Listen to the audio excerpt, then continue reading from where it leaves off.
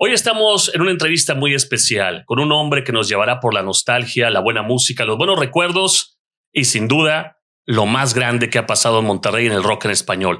Para mí, y lo digo sin empacho, es una leyenda, un gran amigo. Hoy platicamos con el grandioso Andrés Cantizani a profundidad.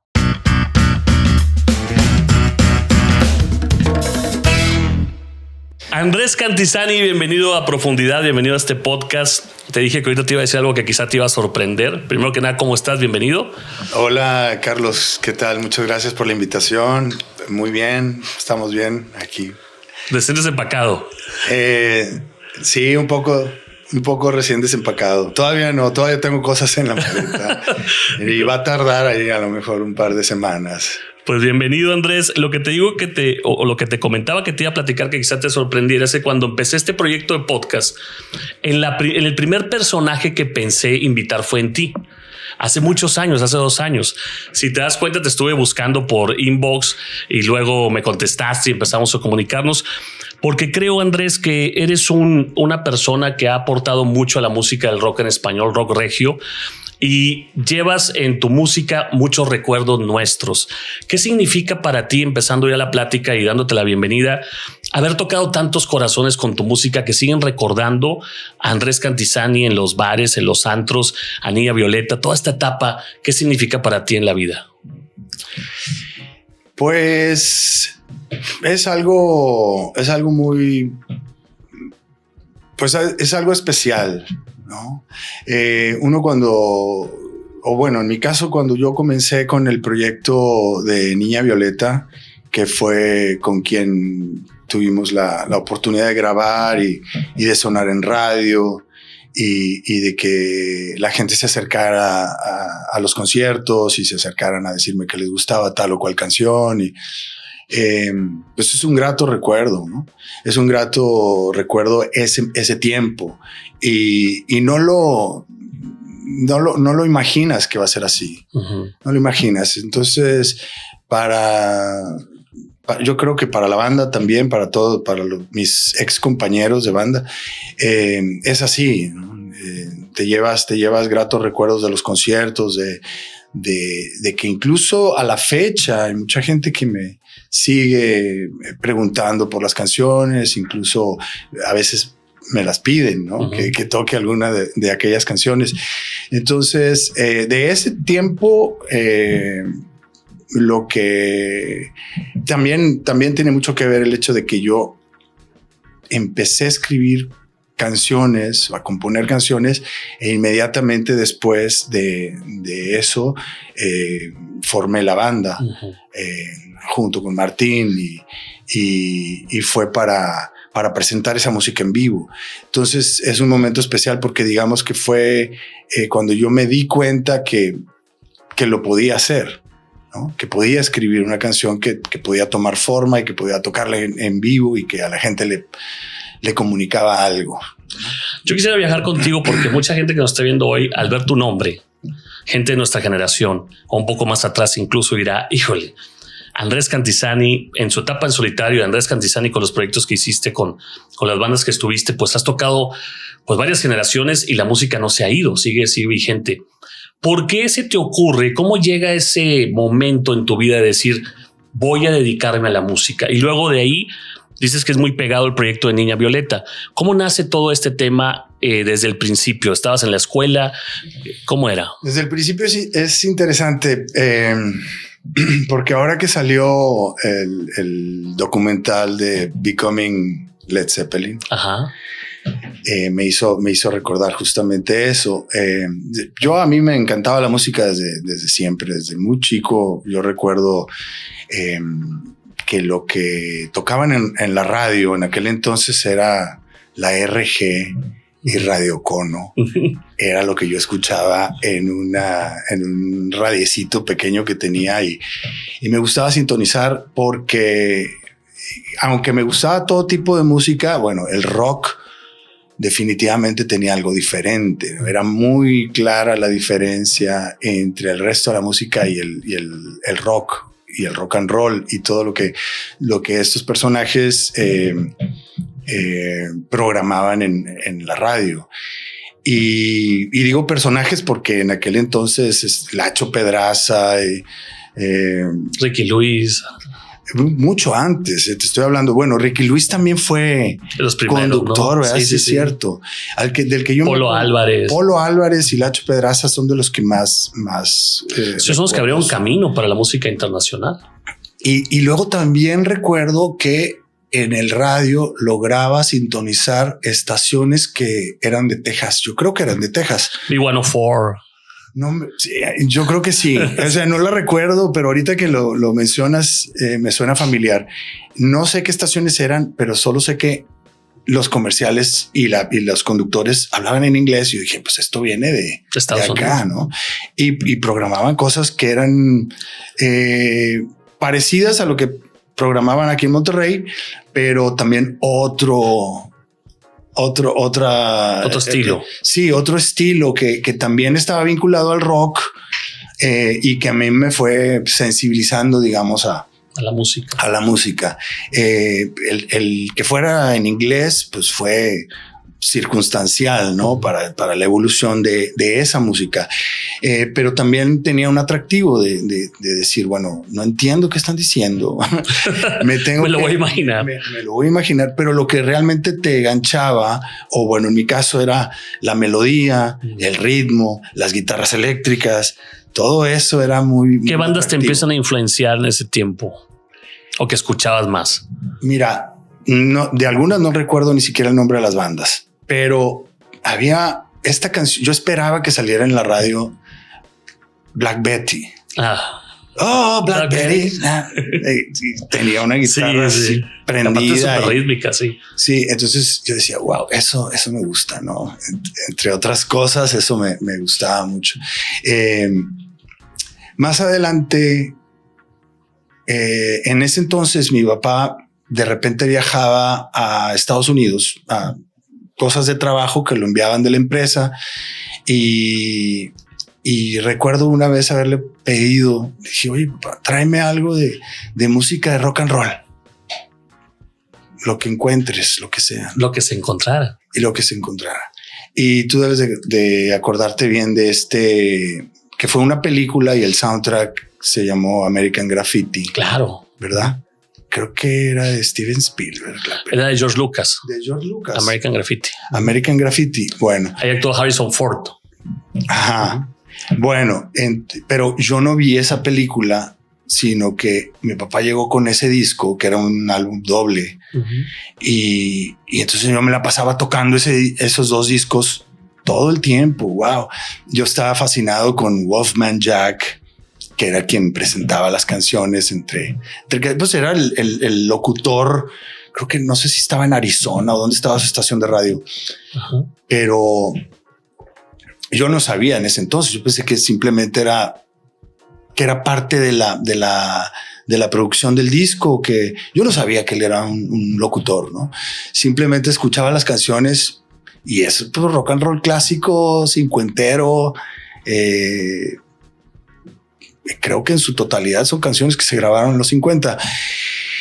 Ese fue otro acercamiento hacia la música, ¿no? Fuerte. Mi papá tenía una colección de discos también, no muy grande, pero tenía muy variado, desde Paco de Lucía y música de bossa nova, Tom Jobim y cosas así. Entonces yo todo me gustaba. La verdad que todo me gustaba, pero había como una atracción especial con el rock.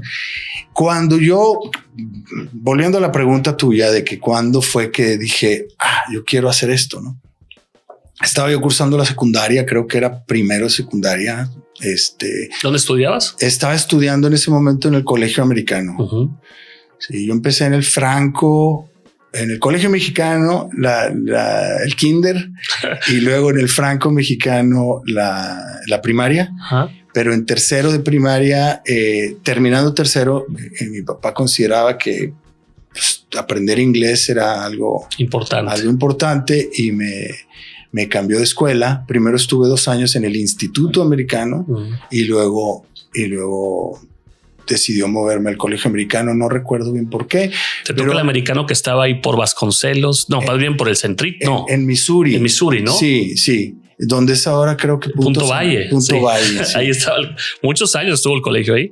Entonces yo entré ahí creo que en quinto de primaria, hice quinto, sexto y en primero de secundaria, que era séptimo, llegó un chico estaba viviendo en Nueva York él, pero es puertorriqueño. Perdí contacto con él, pero nos hicimos muy cuates. Él era un tipo raro o muy diferente. Sí tenía como la actitud del chavito gringo, con camisa cuadros. Glamero. De aquel entonces. Ajá. Sí, camisa cuadros y camisetas de Black Sabbath o de bandas así. Y sus jeans y sus tenis y así, con el pelito largo y rizado, pecoso, porque era pelirrojo. Entonces, como que nadie le tiraba onda a él, ¿no? Pero él me llamó mucho la atención. Como que dije, ¿qué onda con este cuate? Sobre todo por sus camisetas. Dije, le gusta el rock y la música, seguro. Y entonces cuando ya pudimos empezar a platicar, que fue en una clase de educación física, que decidimos ambos no ir a la clase, nos quedamos afuera y paseando ahí en el patio, ¿no? Y él traía... Era el único de los únicos, si no es que yo no recuerdo a alguien más que trajera Walkman. Que no era una novedad. En aquel entonces era la novedad y él traía sus Walkman y los traía consigo y estaba escuchando música y me dijo, más bien le pregunté yo, oye, ¿qué escuchas, no? Y me dijo, Led Zeppelin. ¿Sabes quiénes son? Y le dije, no. Mira, escucha esto. Y me puso, creo que no creo. Era Whole Lotta Love de principio a fin. Rolón. Y sí te impactó. Me dejó frío, me dejó en shock, ¿no? Porque me quedé así. Este sonido no lo había escuchado nunca. O sea, había escuchado bandas, ya había escuchado Queen, ya había escuchado otras bandas, pero ese sonido y esa potencia de Bonham en la bataca, Robert Plant, Jimmy Page. Sí. Y además esa canción, sobre todo, que tiene letra de Willie Dixon. Exactamente. Entonces todo este universo me abrió de cuenta un universo nuevo de lo que yo tenía en mente. Sí, de lo que yo ya conocía, esas de cuenta como si me hubieran mandado o me hubieran enviado en una nave espacial a otro universo completamente y ahora sí podía ver la totalidad del... Te abrió totalmente la mente, Zeppelin. Sí. Y ahí es donde tú empiezas a pensar, quiero hacer música. En ese momento, cuando terminé de escuchar eso, yo le pregunté a él, le dije, oye, ¿tienes más música de ellos? Y me dijo, sí, tengo más discos en la casa. Y tengo muchos discos en la casa que ven un día, ¿no? Y creo que esa misma semana me fui a su casa después de la escuela y me enseñó otros discos que tenía Órale. Sí. Y decidimos, ese día que fue a su casa, decidimos hacer una banda. Ah, qué buena onda. Porque él cantaba bien, le gustaba cantar así tipo Ozzy en esa onda, ¿no? Entonces ya le dije, perfecto, yo me voy a conseguir una guitarra. Creo que estuvo el resto de ese año y luego se fue. Nunca logramos conseguir los instrumentos, nunca ensayamos, nunca hicimos, o sea, pero la banda ya la teníamos, ya hasta nombre le pusimos. ¿Cómo se iba a llamar? Dread Ends.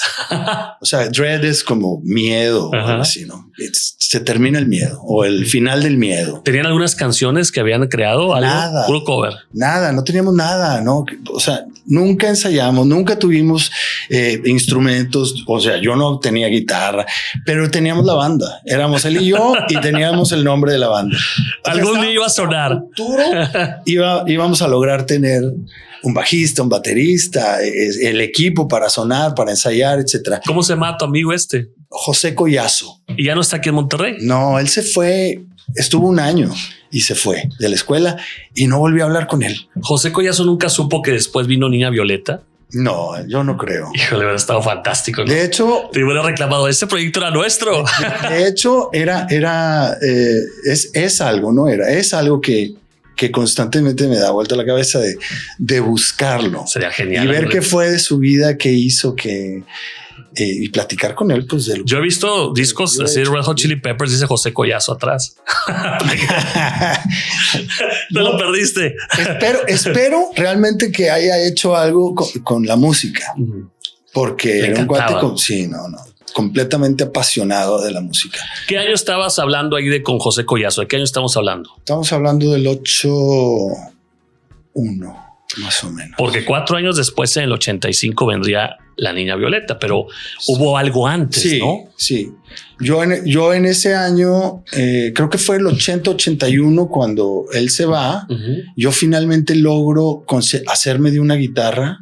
¿Cómo la conseguiste? En el centro. En el centro de Monterrey. Pero no habías tocado guitarra antes. Tocaba una guitarra acústica porque mi papá siempre tenía una guitarra. Siempre hay una guitarra en casa, ¿no? Y además tengo que sí mencionar que para mí, creo que eso me marcó mucho también, que mi papá tocaba algo de guitarra, muy básico, pero bonito. Y se juntaba con amigos de vez en cuando, con compadres y gente, amigos de él, a tocar en la noche. Sí, un día entre semana de repente o un fin de semana. Sí, en la Bohemia. Y yo los oía. Tocaban canciones guapangos o corridos o canciones así mexicanas en español, ¿no? Y música tradicional. Pero a mí me llamó mucho la atención eso porque me gustaba escucharlos. Yo me sentía como muy cobijado cuando veía que llegaban con las guitarras, y mi papá grababa, tenía una grabadorcita así, entonces metía su cassette y se ponía a grabar. Lo dejaba grabando ahí porque toda la plática y las risas y a ver, échate una tú y tal, y cantaba uno y luego cantaba el otro y luego se acompañaban. Todo quedó en esos cassettes. Todo quedó en esos cassettes, y en una de esas ellos empiezan a tocar una canción que yo no sabía que me la sabía, y la empiezo a cantar y quedó grabado eso. Yo estaba muy chavito. Eso fue como en el 71. Tenía como 4 años. ¿Tienes esa grabación? ¿Existe o no? Sí existe. Sí existe esa grabación. Entonces casi de principio a fin la canto. De repente como que me voy a atorar y entonces mi papá entra y me recuerda la letra y le sigo. ¿Qué canción era? Es una canción que se llama Yo le canto a mi guitarra. Muy bonita. No sé si la conoces. Sí. De Ernesto Rangel Domene, que es un compositor regiomontano. Sí. Él ya murió hace varios años. Conozco a sus hijas. Una de ellas está casada con un buen amigo, con Efraín. Y hemos podido platicar un poquito más de él y todo. Pero a mí esa canción cuando la escuché ya de grande, porque yo no sabía que era de él ni nada, ni siquiera sabía que me la sabía la canción. Me dice mi papá, esa vez estuvo muy curioso porque tú estabas escondidillo detrás de un sillón. No sabíamos que estabas ahí. Tú ya tendrías que haber estado dormido. Y ellos estaban en lo suyo, ¿no? Pero quedó registrado eso y bueno. ¿Tu padre vive, Andrés? Sí. ¿Y todavía tienen ese cassette? Sí. Y lo escuchan de vez en cuando. Y tengo yo más cassettes de ellos. Excelente, de lo que se grabó. Ya me he puesto a escucharlos de vuelta y escucho a sus amigos que yo los llegué a conocer porque fueron por muchos años amigos de ellos, y ya cuando fui creciendo ya reconocía quién era quién. Y se cantaba la bohemia. Y siempre, pues sí, las bromas entre ellos y todo está ahí, ¿no? Oye, del 81 al 84 consigues tu primer guitarra en el centro. En el 81 la consigo, sí.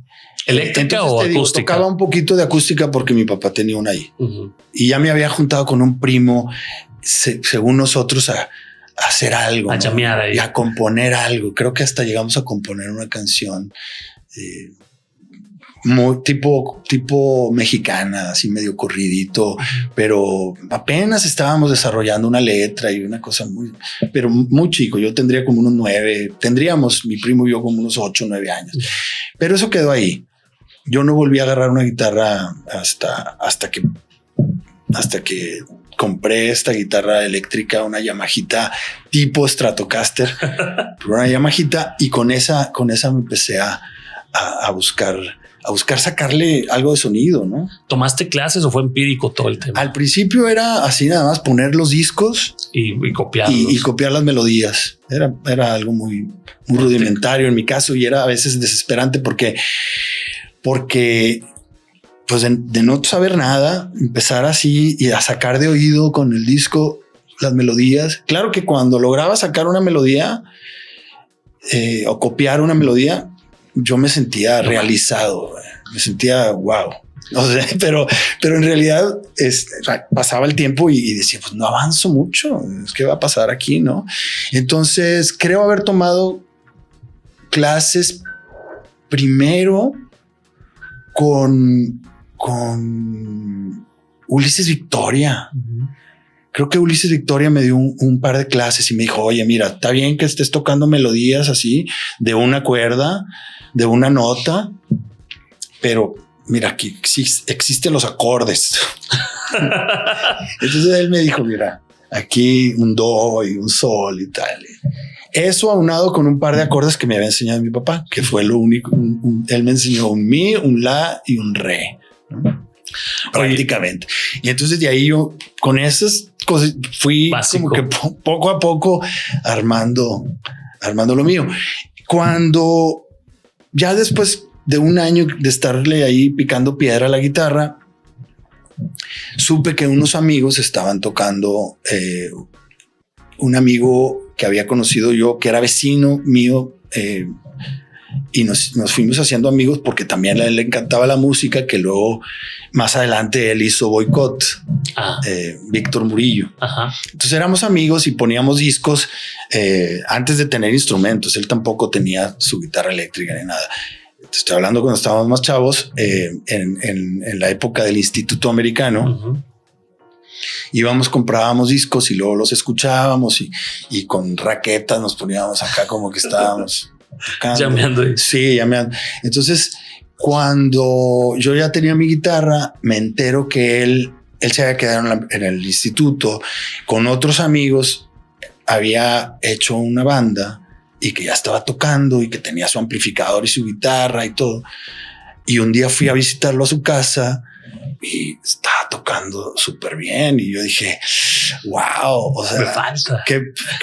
Qué bien, ¿no? Uh-huh. O sea, y cuando me entero que están haciendo una banda, pues yo como que levanto la mano a ver si necesitan a un segundo guitarra y me invitan, ¿no? Sí, esa banda se llamaba Myth. Sí, ese fue el primer proyecto en el que estuviste. Ese fue el primer proyecto en el que estuve. Uh-huh. ¿Cuánto tiempo duraste con ellos? Pues fue alrededor de 2 años, como todo el 82 y el 83. Y ahora sí. En ese tiempo. Y ahí dimos nuestros primeros conciertos. ¿Dónde se empezaban a presentar en ese tiempo? ¿En el Regio, en el gimnasio? El primero que hicimos fue en el auditorio del Mater. Uh-huh. Está grande, unas 300 gentes, ¿no? Más. Sí, yo no recuerdo ni cuánta gente había, pero sí había gente. Uh-huh. Sí había, pues era un evento de chavitos estudiantes que se iban a subir a tocar, entonces se llenó de estudiantes y bueno, esa fue la primera vez creo que yo me paré arriba de un escenario con una banda, ¿no? O solo, pues nunca había estado arriba de un escenario. Después de ahí tocamos en Pumas con Blast. Le abrimos a Blast. La banda era una banda importante. Ya era una banda importante, sí, con Chico, Ramón y Adal, ¿no? Estamos hablando de Adal Ramones, el de Otro Rollo. Sí, claro. Adal fue la primera vez que yo lo vi ahí. Uh-huh. Pero estuvo padre porque en el de Pumas pusieron un escenario. Y ahí se presentaron como un concierto de estadio. Sí, porque enfrente de las gradas. Uh-huh. Y después de ese concierto hicimos uno en el americano, uh-huh, en el colegio americano. Y estuvo muy curioso porque aunque yo ya conocía a mucha gente en el americano, ya tenía un par de años ahí todo, pero había muchas generaciones más arriba que yo, uh-huh, que fueron al concierto. Y después de ese concierto, como que sí hubo un cambio, ¿no? Uh-huh. Ya los más grandes me empezaban a ver ahí en los pasillos y Andrés, ¿qué onda? ¿No? Y había muchos chicos norteamericanos, chicos y chicas, ¿no? Más grandes. Yo en ese entonces estaba, creo que en segundo de secundaria, no, en segundo o en tercero de secundaria. ¿Tenías 13, 14 años por ahí? Tenía como 15 ya. Aquí. Sí, como 15 años. Vas a toda esta etapa de andar en los primeros conciertos con esta banda junto a los ex Boycott, de alguna manera, en el primer proyecto que te empieza a gustar la música, ya te pasas los primeros escenarios.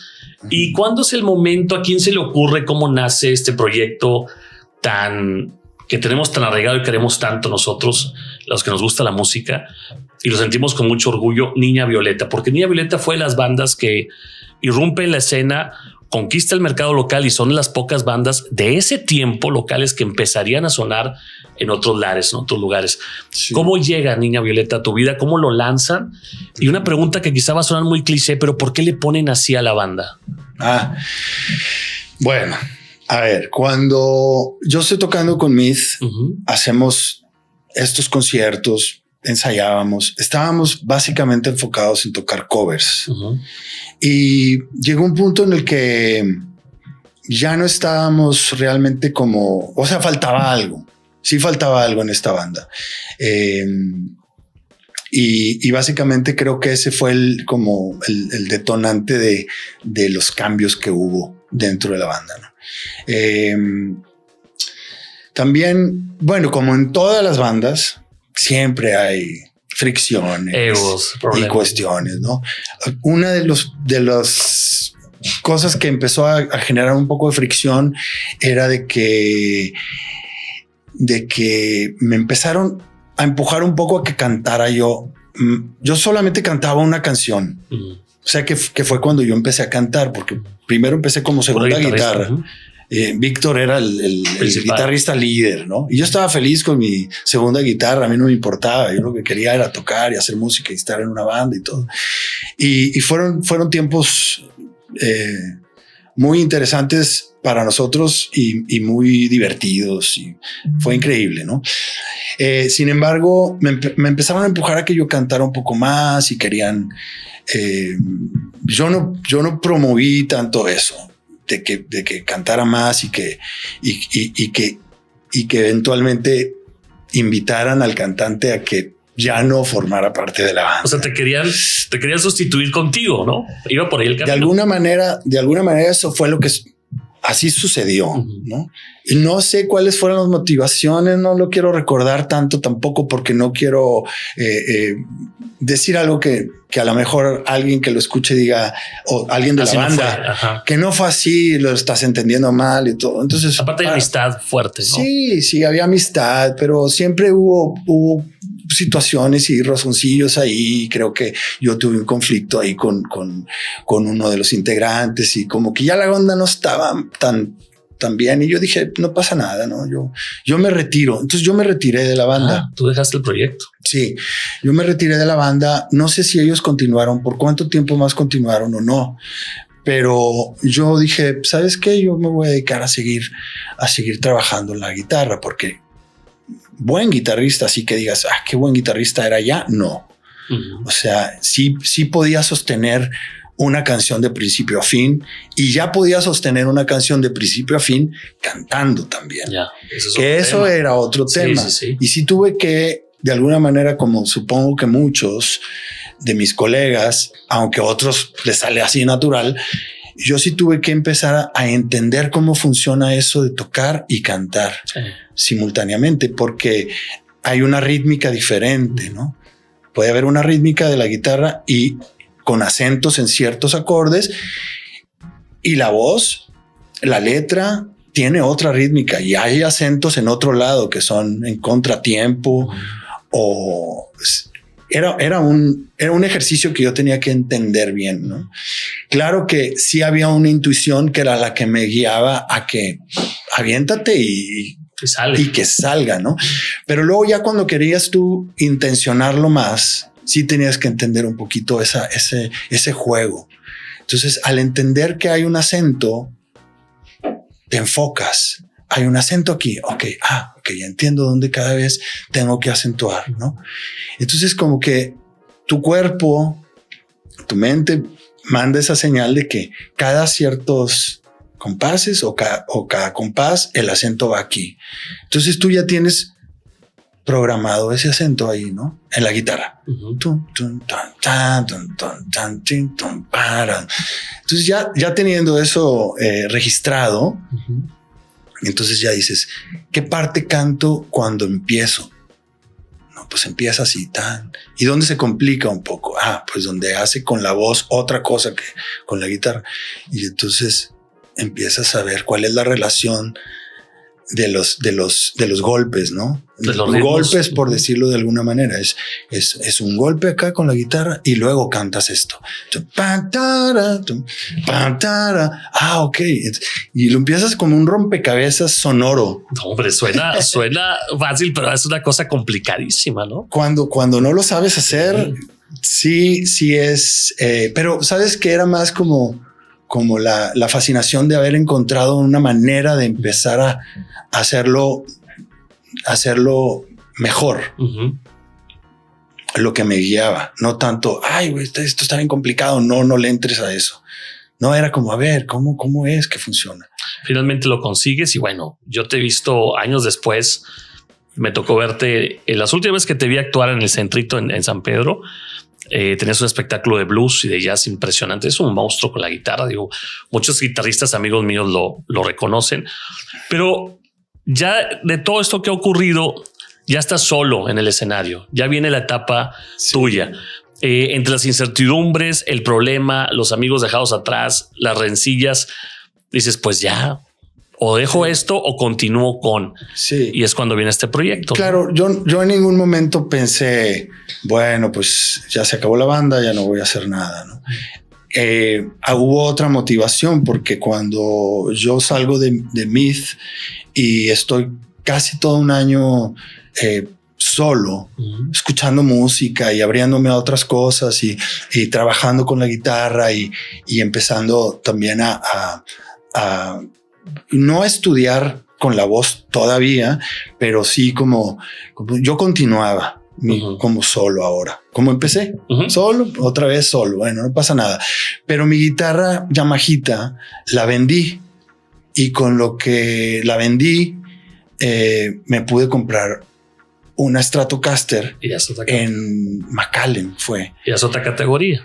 Porque el cuate que las vendía, el que estaba en la tienda, yo le pregunté, oye, esa guitarra me gusta. Sí, cómo no, mira. Y dije, no, qué bonita guitarra, ¿no? Era una Strato 79, creo. Y una Strato roja, así bien bonita. Y me dijo, no, y esa está en muy buen precio, está en creo que $500, me dijo, ese entonces. Y le dije, órale, no. Y yo pensando, haciendo así, dije, no, si me alcanza. Y y al final, ya cuando llegué a pagarla, estaba otro colega con él y me cobra y le dice, oye, no, espérate, pero le estás cobrando mucho. Esa guitarra está en 900 y tanto, que es lo que cuestan. Realmente era lo que costaba. Y le dijo, pero si ya le dijiste ese precio, sí, se lo vamos a respetar. Y me lo respetaron. Entonces, no, hombre, olvídate cómo salí yo de ahí con esa guitarra. O sea, todo el día me la pasaba con la guitarra. Todo el día no hacía otra cosa más que tocarla, estar dándole. Sí. ¿Qué canciones? ¿Quiénes son tus guitarristas? ¿A quiénes te gusta escuchar? De los que te gusten hoy día y desde ese tiempo, guitarristas como un Eric Johnson, Jeff Beck, Santana, bueno, Hendrix. Han sido como en diferentes etapas.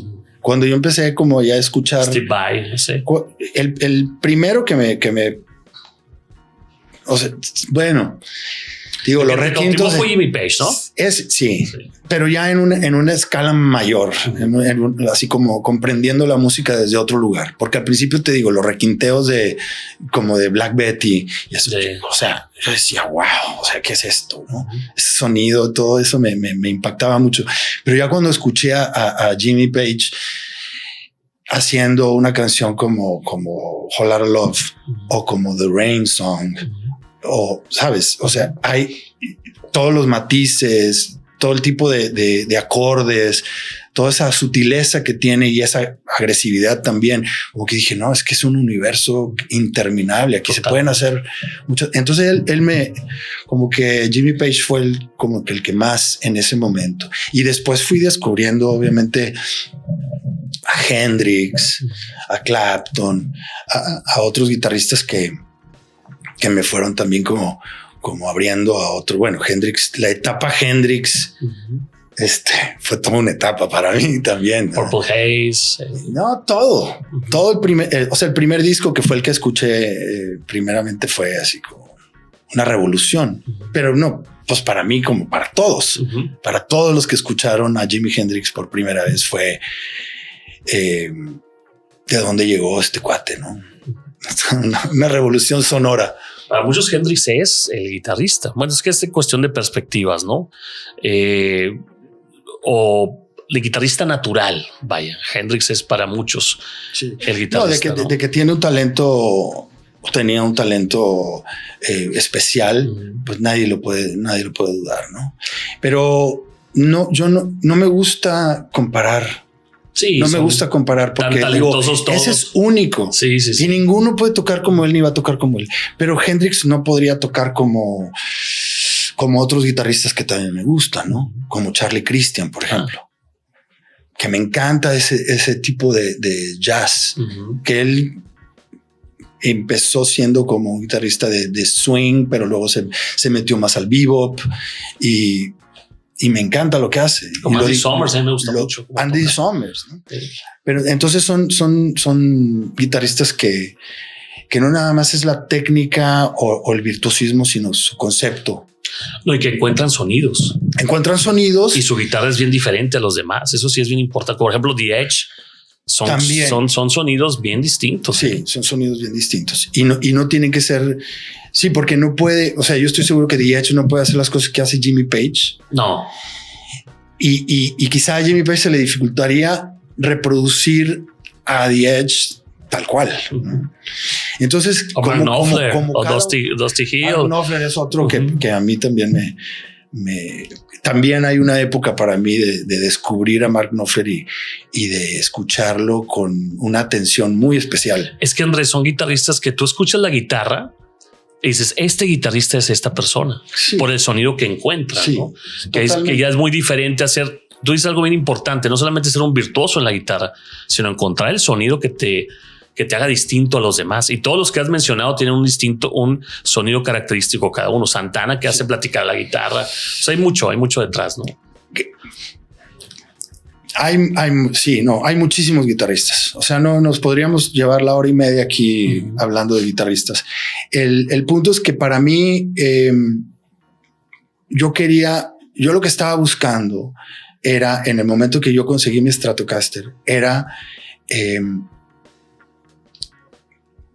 en dónde estaba como mis puntos fuertes. Ya. Y me gustaba mucho el arpegio. Me gustaba mucho el arpegio, obviamente, porque escuchaba a Police, porque también escuchaba a The Smiths, Johnny Marr. Me encantaba, ¿no?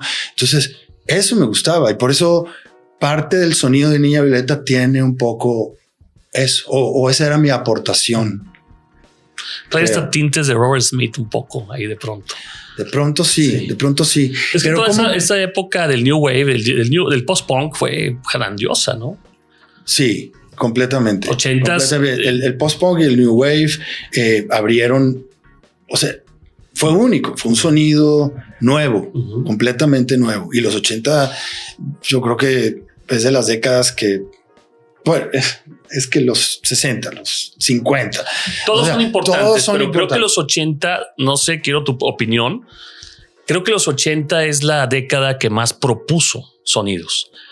Entre los sintetizadores, entre los nuevos efectos, entre la nueva subcultura del rock, el New Romantic, el New Wave, el post-punk, el punk. O sea, bueno, que el punk venía desde mucho más atrás, pero cómo estos movimientos fueron creándose, lo alternativo, que fue el sonido Manchester, todo esto que se fue ordenando y creando en los 80, que luego reprodujo a los Smiths, a los The Cure, a los Joy Division, a todo esto que vino a desembocar. Hay un guitarrista que a mí me encanta, ahorita que dijiste de arpegio, Lindsey Buckingham.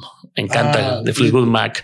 También trae un sonido ahí muy especial. No, es increíble. Sí, ese es un guitarrista también importante, digamos, en la historia de los guitarristas.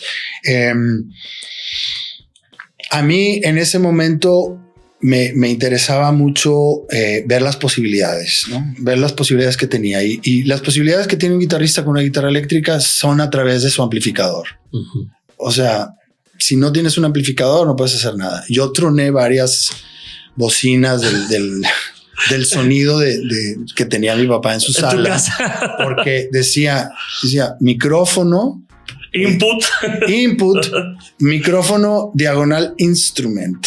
Entonces yo dije, bueno, pues vamos a meterla allí, no pasa nada. Y ahí mismo ponía los discos para trabajar las canciones. Entonces, y mi papá me dijo, oye, brother, ¿sabes qué? Te voy a comprar un aparato, o sea, yo te lo regalo, pero ya no me estoy emocionando. Ya no vuelvas a conectar tu guitarra ahí.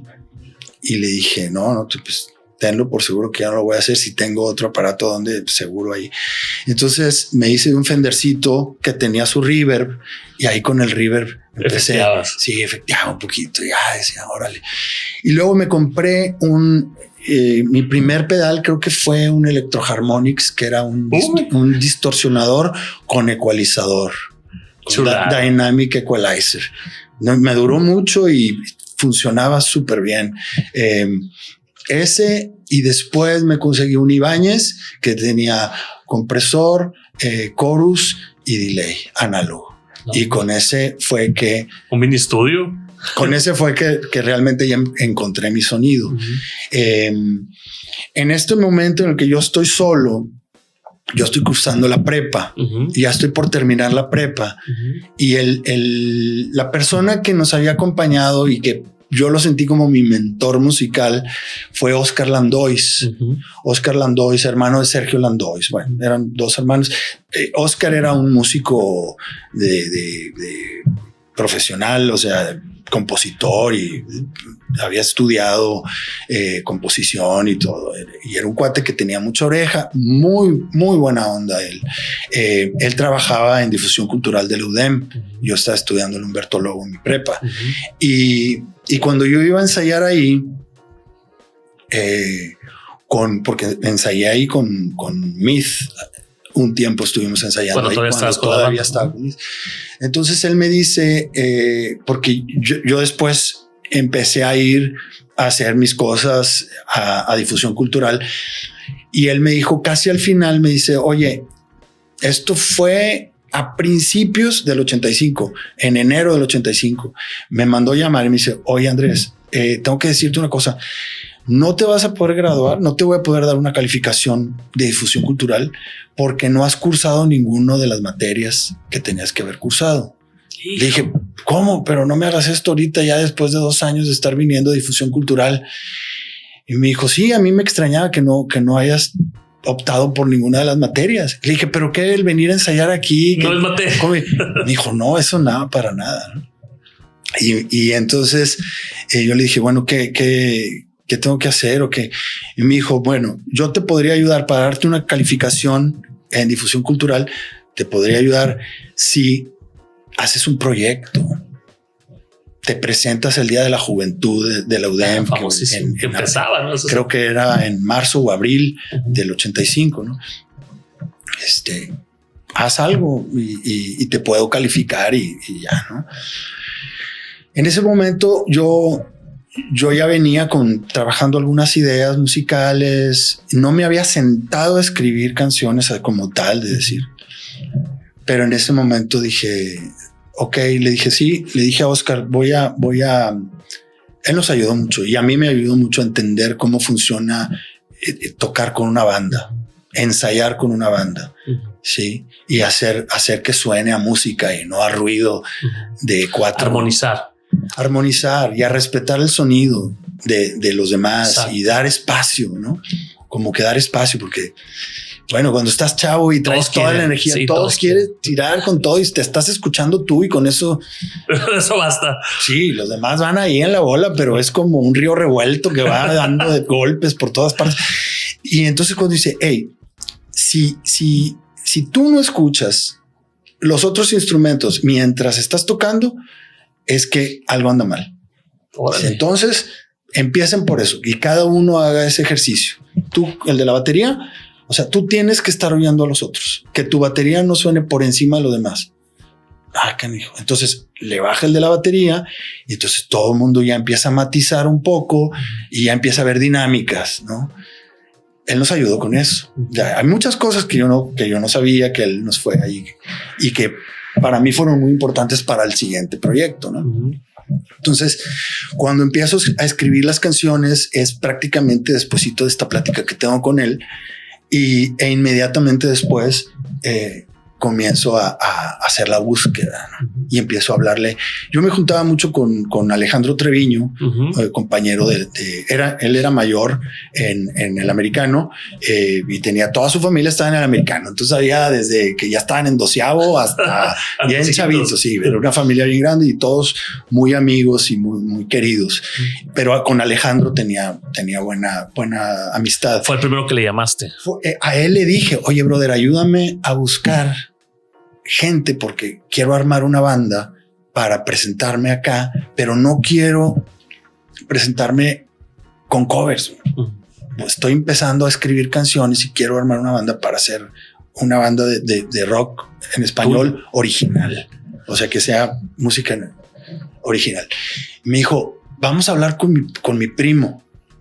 Su primo, Pepe Treviño, que le dicen el Pepecas, también pelirrojo, pecoso, bajista, muy bueno, bajista excelente. Vivía al lado de la casa de él, como que era una colonia pequeñita donde vivían los primos y todo. Fuimos a verlo. Oye, mira, Andrés, Pepe, anda queriendo hacer una banda, que ¿cómo ves? Y yo me apunto, dijo él. Yo me apunto y si quieres, le podemos hablar al guitarrista de la banda, de mi banda, que ahorita ya no estamos tocando mucho y como que se puso en pausa o a lo mejor ya se acabó, no sé, pero podemos hablar con él, con el guitarrista. Entonces le dije, sí, háblale a tu cuate y platicamos con él también, pero tú, por lo pronto tú te apuntas. Sí. Y él fue el primero que ya teníamos bajista. Y luego él le habló al guitarrista de esa banda que se llamaba Reaper. Ajá. No sé si tú te acuerdas de esa banda. No me acuerdo. Adrián Talamantes era el cantante, era el Pepecas, era Martín Ansaldúa, el Monk. Ajá. Y no recuerdo quién estaba en la bataca. No recuerdo quién era el baterista. Y de ahí te trajiste un guitarrista. Creo que era Memo, ¿cómo se pide? Memo Durán. A lo mejor Memo Durán era el baterista. Me quiero acordar, pero lo siento, mi memoria ya no me da para tanto. Son muchos años. Entonces ya me presentan a Martín y Martín ya les enseño algunas de las ideas y todo y se prenden, ¿no? Se prenden y Martín iba a mi casa todo el tiempo y estábamos en comunicación con Pepe también, pero con Martín como que hicimos yo creo que por la cuestión de las guitarras empezamos como a tener esa hubo química. Tú ibas como vocalista, ya era tu idea cantar y guitarrista principal, claro. No guitarrista principal como yo no estaba pensando en esos términos de ser guitarra principal o no, sino yo quería tocar la guitarra y cantar mis canciones. Entonces, cuando ya platicamos Martín y yo, y le digo, oye, quiero hacer esto, quiero armar la banda, me están invitando a presentarme en este lugar y quiero que tengamos suficientes canciones para hacer esa presentación. No, puestísimo. Y pero vamos a necesitar un nombre. Y le dije, sí. ¿Tienes algunas ideas o qué? Y me dijo, pues a mí siempre me ha gustado el nombre de Zorra, porque así me lo dijo. Zorra Violeta. Y le dije, me gusta Violeta, pero no sé si Zorra. Está un poco agresivo. No sé si zorra, güey, como me dijo. Y entonces ahí lo platicamos y se fue.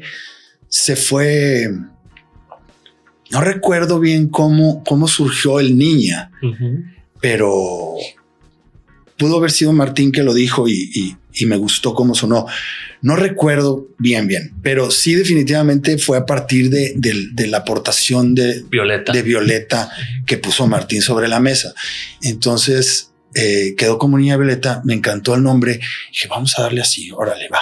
El nombre es genial. Y entonces ya empezamos yo ya había escrito Mundo de Cartón. Esa fue mi primera canción. Muy buena rola. Y luego Martín, un día que ensayamos en su casa, me dijo, mira, tengo esta idea, güey. Tengo esta idea musical, ¿no? Y es la intro de Mujer de Azul. Tran, tran, tran, tran. Y dije, está bien chido eso, güey. Y ahí mismo saqué una hoja y una pluma y me puse a escribir la letra, casi de principio a fin, y así quedó. Entonces esa fue la segunda. Y luego ya seguí trabajando en otras ideas que ya traía y ya las fui acercando. Y entonces ya acercaba como la progresión de acordes, la letra y la melodía. Y luego ya Martín le metía su guitarra y el Pepecas metía groove. Y el primer baterista con Niña Violeta fue Alejandro Guzmán. Y Alejandro... Entonces ya no recuerdo si Alejandro era el baterista de Ripper o en qué banda tocaba Alejandro, pero Alejandro Guzmán, el Menem. Muy bueno. Y entonces hicimos química, sonó muy bien. Esos ensayos fueron muy alentadores de que, oye, sí, parece que tenemos futuro. Tiene algo. Parece que tenemos futuro. Y después del concierto que dimos ahí en el Día de la Juventud. ¿Cómo les fue en el Día de la Juventud? Nos fue muy bien. Había un montón de gente. Sí. Muchísima gente, pero había mucha gente porque habían invitado a tocar. No sé si tú te acuerdas de una banda que estuvo sonando aquí en Monterrey, como estuvo sonando en muchos lados, en Texas también. Eran de la Isla del Padre, creo. Se llamaban Diamond Nugget. No. Diamond Nugget. Creo que se llamaban Diamond Nugget. Ajá. Me acuerdo porque el del Ted Nugent y Diamond, pero el caso es que eran de la isla o del valle, no sé dónde, de Harlingen, no me acuerdo, pero les estaba yendo bien a los cuates. Tenían música sonando en el radio, cantaban en inglés, lo suyo, pero bien, sólidos, más, o sea, entonces invitaron. Era el principal. Y ya estaban sonando, su música ya estaba sonando aquí en Monterrey, o sea, su rola, su hit. Entonces la gente sabía que ellos iban a venir a tocar. Y se juntó más gente de la que hubiéramos podido juntar nosotros, seguro, o que hubiera ido normalmente al Día de la Juventud. Ajá.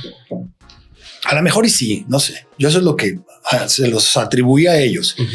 Entonces ellos eran nosotros éramos los teloneros, Niña Violeta, pero mucha gente ya nos conocía, de gente que sabía que íbamos a tocar. Fueron al Día de la Juventud para ver a la banda, ¿no? Amigos de Martín, amigos míos, amigos del Pepecas. Pepecas iba a la PEX, ¿no? A la prepita de Garza Sada. Entonces él también se jaló amigos y su primo, que era mi amigo y tal. Total, ahí corriendo la voz. Sí, la bola. Entonces tocamos y Adrián Talamantes, el cantante de Ripper, que te digo que era amigo de Martín y fue para irlo a escuchar, se acercó conmigo y me dijo, con madre, güey. Bien padre estuvo, güey. Sonaron increíble y me gustan. Son tus rolas. Le dije, pues sí, son mis rolas, pero son arreglos de todos. Y bueno, es la primera tocada. No, síganle, güey. Síganle, no paren, güey. Ese es el día que nace Niña Violeta oficialmente. Prácticamente ese día nació, sí. 1985. En el 85. Día de la Juventud UDEM. Nos tocaba a nosotros transmitir mucho esos días de la juventud.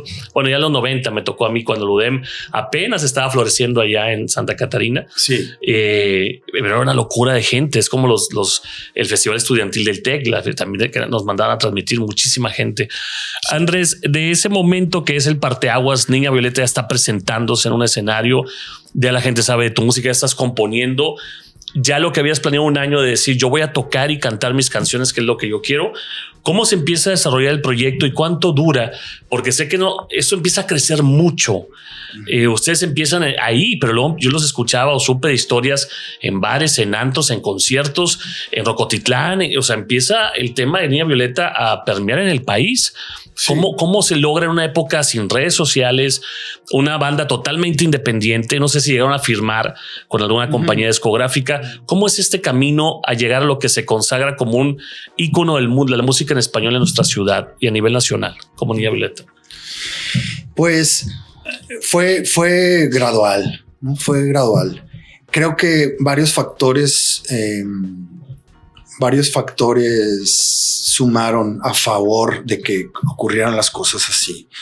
Yo creo que mucha gente, Monterrey siempre ha sido una ciudad con su gente es muy musical. Muy musical. O sea, no necesariamente en ese entonces abundaban las bandas ni nada, pero a la gente le gusta la música.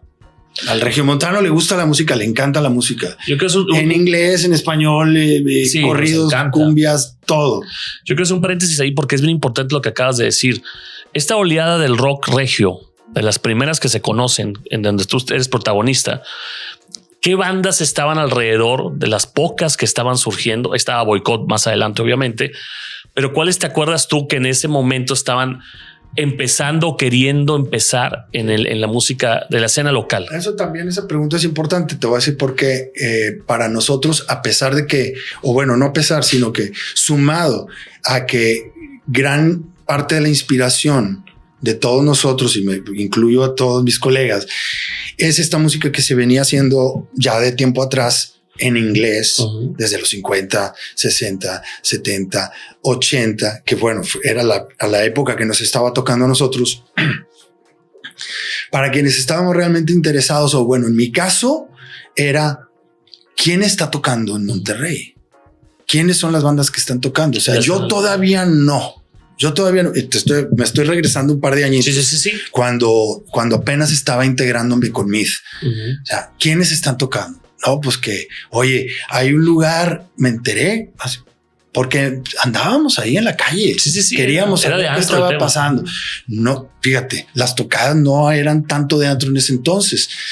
Sí, no había antros para tocar. Era de gimnasios, ¿no? De lugares. Fíjate, era de estacionamientos. Órale. Era de estacionamientos. ¿A quién te tocó ver así de pronto? Había un estacionamiento en Padre Mier en un restaurante que se llamaba el Casablanca. Ah, sí. ¿Tú te acuerdas? Centro, sí, claro. Donde ahora creo que, o muy cerquita de ahí, está un edificio, una casa de la Uni. No sé si sigue siendo de la Uni o no, pero era por esa zona. Ahí estaba el Casablanca y tenía en la parte de atrás un estacionamiento. Entonces bandas como Raxé, sí. Omen, Le Fruit Company, Midas Touch, sí, LFC, dije, Epitaph de Pablo Flores. Estas bandas y del Flaco Díaz, estas bandas eran las que estaban tocando. Estás hablando de pura nostalgia pura. Y yo iba a verlas. Antes de, te digo, a lo mejor ya tenía la guitarra, pero yo todavía no me subí a un escenario. Entonces yo iba a verlos, a ver qué era lo que estaban haciendo, qué estaba pasando. Y wow. Yo no sabía que Raxé había sido antes que ustedes. Ah, no, sí, por supuesto. Ellos son mayores de edad. Entonces el manager era Adrián Peña. Era Adrián Peña. Sí. Y tenían promocionando Louis. Sí, el cantante es muy amigo mío, el Eddie, no sé dónde ande ahorita. Eddie Hernández, o Eddie Fernández. Eddie, bueno, nosotros les llamamos Eddie el loco, pero un buen cantante, muy agudo. Y tipazos todos muy buenos tipos. Gelo en la batería, Jimmy Cavazos en la guitarra. Yo luego me hice amigo de Jimmy y del bajista. ¿Cómo se llama el bajista? Muy buena onda todos, pero en ese momento yo los veía como dioses del rock aquí en Monterrey. Para entender la escena local de esos años, mediados de 80, principios de 80 estamos hablando. Estoy hablando en 82. Estamos hablando de estacionamientos con 5, 6 o 7 bandas que estaban tratando de hacer ese movimiento regiomontano que hoy es uno de los más acreditados del mundo. No estaban tratando, lo estaban haciendo. Lo estaban logrando. Sí, lo estaban haciendo. A menos en la escena local, ¿no? Sí, no eran todas las bandas ahí. Yo te acabo de mencionar todas las bandas que vi en diferentes foros. Pero estaba pululando el tema, estaba surgiendo. Sí, ahí estaba, esa vez estaba Midas Touch con Rafa Chávez y un guitarrista muy bueno que no sé cómo se apellida, pero se llama Benito, traía su estrato también. Bueno, estaba Crazy Lazy también. Crazy Lazy, claro. No los puedo dejar fuera. No. Pero bueno, esa vez que yo, de las veces que fui, porque fui varias veces a verlos al estacionamiento de Casablanca, pero de la que más me acuerdo tocó Midas Touch, tocó Raxé y tocó creo que Omen, esas 3 bandas. Y entonces estábamos ahí, me iba con uno de mis colegas de la banda de Myth, cuando este colega todavía ni siquiera tenía instrumento. Yo ya tenía el mío, pero él todavía no tenía instrumento, pero él ya estaba también apuntado para ser parte de Myth. Arturo Salinas. Y pues nos íbamos ahí y entonces estabas con prácticamente gente de cualquier parte de la ciudad. No se abarrotaba así ni nada, pero sí éramos fácil unas 100 personas y había raza que estaba en la barda con el Chemo, dándole al Chemo. Entonces raza que bajaba a la Indepe o no sé qué otras colonias, pero era de todo, éramos todos. Sí, ahí era parejo, pero ahí fue donde yo así como que dije, órale, o sea, allá está la raza densa, pero a mí lo que me interesa es ver estos cuates. Pero ya existía un circuito, ya estaba pasando. Ya estaba pasando. Eso ya venía pasando. Ya venía pasando. Y venía pasando desde mucho antes. Sí. Había bandas en los 70, a principios de los 70, como Cubo Badis, creo que se llamaban Cubo Badis, que era el hermano de Hugo Dam, Jorge, el hermano mayor, tocaba batería con Cubo Badis. Antes estaba Freddy Galvez. Claro. Se llamaban los Rockets, ¿no? Los Rockets, y también estuvieron los Teen Talks. Estuvieron muchos en los épocas de los 60. Pero estoy hablando de Monterrey. Porque los Teen Talks son de DF. De F, ¿no? Pero aquí. Entonces, Diana y Valdés, Jorge Barón. Sí. Todos esos que cantaban covers, muchos covers también. Pero yo no conocía mucho de eso, ¿no? Yo lo que conocía era la época que me estaba tocando a mí y las bandas que me estaban tocando a mí eran estas, Raxé, Midas Touch, y ellos lograban hacer sus grabaciones y que los tocaran en radio.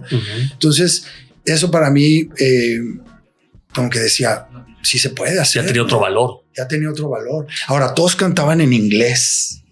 Ese era el tema. Eso no lo sabía. Eran canciones originales, pero cantaban en inglés. Y aunque Raxé creo que tenía algunas canciones en español, no las escuchabas en radio. La que escuchabas era Louie Louie. Yo creo que por ser un tema, un éxito, ya, entonces era la forma en que los querían dar a conocer, etcétera. El caso es que sí hubo una banda que por otro lado también me pegó bien, o sea, me inspiró, que fue la de Sombrero Verde. Sombrero Verde vino a Monterrey de las primeras veces en el 82, ya con 2 álbums. Imagínate. Ellos también tocaban en inglés. Su primer álbum, creo que sí. Tienen algunas canciones en inglés. Pero ya cuando grabaron su música en español, grabaron su primer disco en el 81 y luego en el 82. Creo que ya tenían el segundo disco o estaban por sacarlo. Fue bien jovencito, ¿no? Todos. Orozco y Abraham, todos. Entonces yo los veo acá en Monterrey en el 82 y también me quedo así de wow. O sea, muy bien, muy sólido. Una banda que me remitía a Police, por ejemplo. Sí. ¿No? Hay toda la influencia. Muy Police, pero a mí me gustaba Police. Entonces yo decía, wow, que estos cuates sí la están armando. O sea, suenan amarrados, suenan muy bien. A mí me gustó mucho haberlos visto a ellos, sobre todo también el hecho de que estaban cantando en español.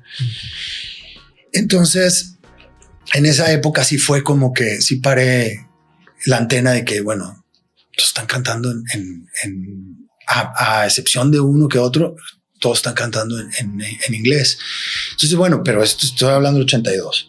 pasa el tiempo y en el 85 que yo ya empiezo a hacer la música en español, porque además ya también ya me llegaba la oleada de Radio Futura y de bandas que... El sonido madrileño, ¿no?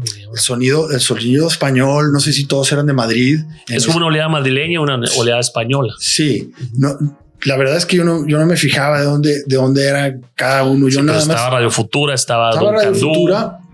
Radio Futura son creo que Radio Futura son sudamericanos, ¿no? No, son españoles. Son españoles. Y son españoles y además creo que por ejemplo Aucerón, que es el cantante Santiago, creo que es de Zaragoza él.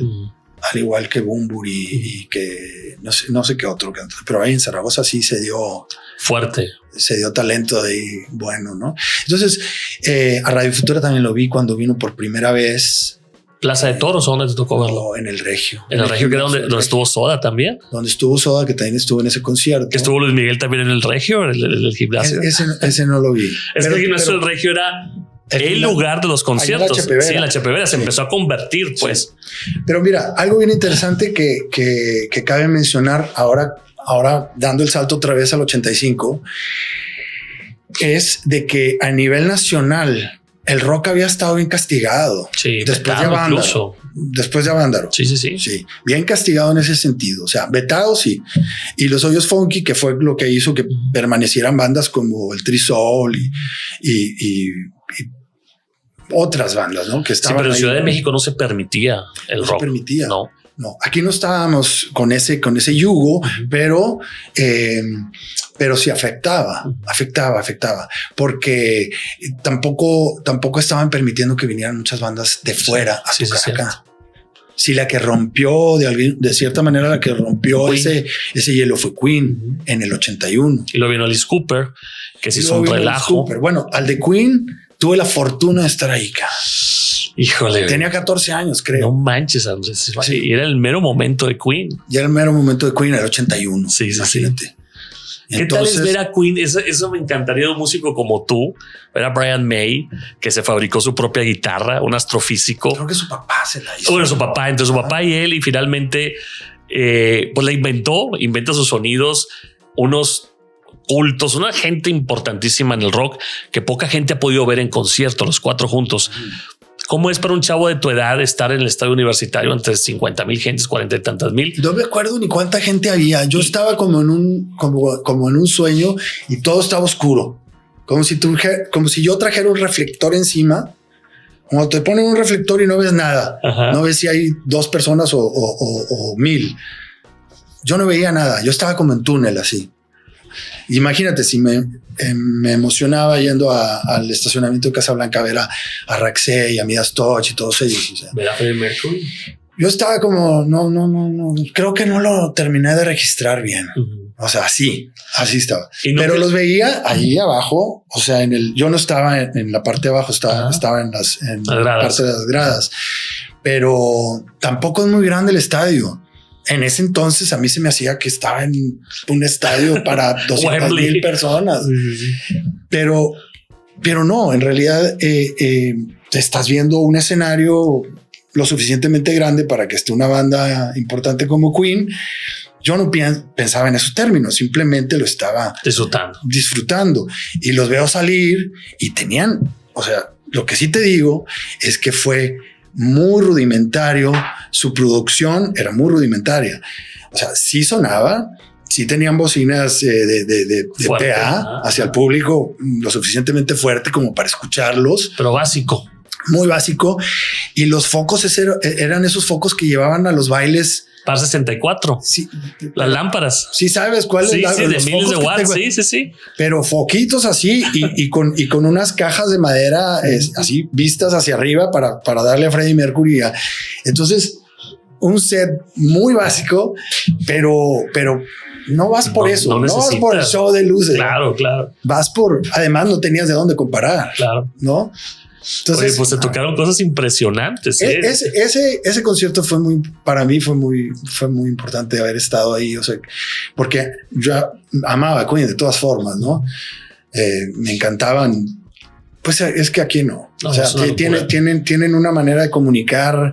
Es que poder platicarle a alguien, yo vi a Queen, híjole, mano, pues ya nomás decir eso ya es una cosa que te vuelve loco. O sea, tener yo frente a mí a alguien que vio a Queen, ya te emocionas. No me imagino lo que sentiste cuando estabas allá. Sí, no, ya es de la era de piedra en este cuate, porque sí, o sea. No, pero ¿cómo están más vigentes que nunca? Es impresionante porque la calidad permanece al final del día. Sí. Volviendo al 85, lanzamiento de Niña Violeta. Pero para que no se me vaya la idea de lo que estaba sucediendo en el rock nacional y cómo se abrió. Que a mí parte desgraciadamente tuvo que suceder el terremoto del 85 para que empezaran las bandas en DF a tener más actividad ya permitida por el gobierno. Okay. Hasta esa época. Después del 81 que vino Queen, que Queen no iba a venir a tocar acá a Monterrey, fue porque el regente en la Ciudad de México lo prohibió. Le dijo no, pero ya los habían contratado, entonces los trataron de acomodar. Creo que al final ¿Fue Querétaro? Sé si fue Puebla o Querétaro, creo. Fue Puebla y Monterrey. Sí. Que Puebla les fue muy mal, por cierto. No en la audiencia, sino en lo que pasó en el concierto. Hubo varios problemas. Sí, supe que hubo problemas. No sé qué exactamente sucedió. Acá no pasó nada, no estuvo mal. O sea, que yo recuerde, para mí fue la emoción del momento y tan. Pero después de eso, no abundaron los conciertos. O sea, era uno cada 2 años o 3, ¿no? Pero después del 85, que una plantilla del TEC, creo que fueron los que se les ocurrió hacer un concierto aquí para recaudar fondos y mandar a México para apoyar a damnificados, etcétera, porque fue devastador. Terrible. Entonces, estas chicas, como nos conocían a nosotros en ese momento no me acuerdo si era ya Faces o era The Make, que era la banda previa a Faces. Se hizo un concierto en el 85. Sí, no eran Faces, todavía no existía Faces, pero estaba The Make y estaba otra banda que también tenía integrantes que después terminaron en Faces. Pero bueno, estaba el Gus, mi gran colega, mi hermano Gus Montalvo, y estaban, ¿qué otras bandas tocaron? Estaba Niña Violeta, estaban ellos y no recuerdo, éramos como 4 bandas en el TEC que tocamos en el Cortijo San Felipe. Ya. Que albergaba como 2,000 personas, algo así. Entonces fue un éxito, se llenó de gente. Eso creo que catapultó mucho la escena del rock aquí en Regiomontano. Ese evento ayudó mucho a que mucha gente viera que había bandas de aquí haciendo música y haciendo música original. Y entonces como que sí fue un catalizador de alguna manera. ¿En qué estación de radio empezaron o llegaron a sonar Niña Violeta? Niña Violeta, Adrián nos ayudó. Sí, creo que Adrián nos 99 sería Estéreo 99. Sí. O FM2 quizá. No me acuerdo cuál era. Pero creo que a quien nos acercamos primero fue Adrián y hicimos un demo de Niña Creída. Ya habíamos hecho otras grabaciones de otras canciones, pero creo que el demo de Niña Creída, que era un demo que ojalá y todavía esté por ahí. Yo tengo unas cintas que no he escuchado. No he tenido la oportunidad de tocarlas en ninguna parte para ver qué hay ahí. Las tengo conservadas, creo que están en buen estado, lo suficiente para poder escuchar qué hay. Y puede que esté uno de esas grabaciones de lo primero que hicimos. Imagínate que conecté mi micrófono a mi pedal de guitarra y jugué con el chorus y para la voz. Entonces, simplemente para experimentar, ¿no? Y creo que esa grabación fue la que tocaron por primera vez en radio. Y sí la alcanzamos a escuchar varias veces. Después hicimos otras grabaciones y también nos estuvieron apoyando con Niña creída nunca cambiarás, ¿no? Sí. Muy buena canción. Niña creída. Sí, que trae un riff así medio... Sí, tipo de Clash, estaba muy padre la rola. Medio happy punk. Happy punk, sí. Sí.